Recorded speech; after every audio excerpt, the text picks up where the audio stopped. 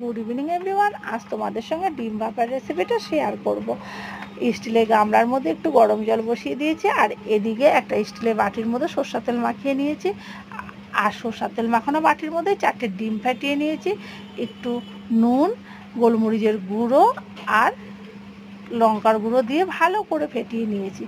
তারপর ফেটিয়ে রাখা ডিমের বাটিটা আস্তে করে ধরে স্টিলের গামলার মধ্যে বসিয়ে দিয়েছি, আর উপর থেকে একটা থালা চাপা দিয়ে দিয়েছি। এটা হতে হতে আমাদের শিলের মধ্যে 4টে কাঁচা লঙ্কা আর পোস্ত দিয়ে আমি বেটে নিয়েছি।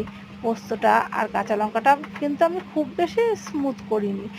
ওটা কমপ্লিট করে আমি একটা ছুরির সাহায্যে দেখে নিলাম ডিমটা ভেতরে কাঁচা আছে নাকি। দেখলাম একদম কমপ্লিট হয়ে গেছে। ঠান্ডা হতে দিয়েছিলাম, ঠান্ডা হয়ে গেলে বোন একটা ছুরির সাহায্যে পিস পিস করে কেটে দিয়েছিল। আর আমি এদিকে কড়া বসিয়ে তাতে তেল গরম হতে দিয়েছিলাম। তেল গরম হয়ে গেলে আমি এই ডিমগুলোকে অল্প করে ভেজে নিয়েছিলাম, আর তার মধ্যে একটু তেল দিয়ে গোটা গরম মশলা আর কালো জিরা ফোড়ন দিয়েছিলাম। তারপর তাতে টমেটো আর নুন দিয়ে ভালো করে ভেজে নিয়েছিলাম। ভাজা ভাজা হয়ে গেলে পোস্ত, লঙ্কার গুঁড়ো, জিরের গুঁড়ো, ধনের গুঁড়ো আর হলুদ গুঁড়ো দিয়ে দিয়েছিলাম।